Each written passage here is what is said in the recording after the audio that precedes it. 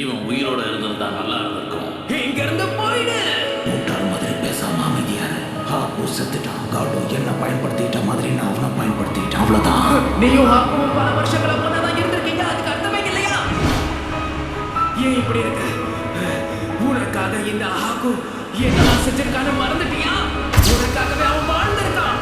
உலகத்துல உன்னை விட முக்கியமான விஷயம் அவனுக்கு எதுவும் கிடையாது. வாழ்க்கையில அவனுக்கு தெரிஞ்ச எந்த ஒரு ஆசையும் இருந்தது கிடையாது. உன்னை பத்தி மட்டும்தான் யோசிச்சான். ஆனா இப்ப அவன் உயிரை விட்டதுக்கு அப்புறமும் நீ அவனை மதிக்கவே இல்லை. அவனை ஆயுதமா தான் பார்த்திருக்க. இப்படி ஒரு வாழ்க்கைய வாழணுமா?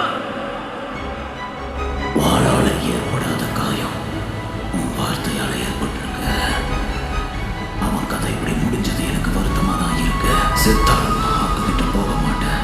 ஏன்னா அவன் போயிருக்கிறது வேற இடம். ஹாக்கு போன இடத்துல நம்மள வரவேற்க மாட்டாங்க. ஏன்னா நாம போக போறது நரகத்துக்கு. அப்போ கடைசியா நாம பிரியிற நேரம் வந்துருச்சு. ஒரு தடவை கூட நான் உன்னை பத்தி யோசிக்கவே இல்லை. இதுக்கு வாய்ப்பு இல்லைன்னு எனக்கு தெரியும். ஆனா நீ இருக்கிற இடத்துக்கு நானும் வரணும்னு ஆசையா இருக்கு. வாய்ப்பு இருந்தா கண்டிப்பா உன் கூட நாங்க இருப்பேன்.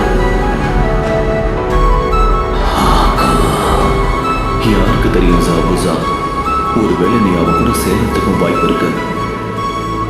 முடிவு யாரோட கையிலையும் இல்லை.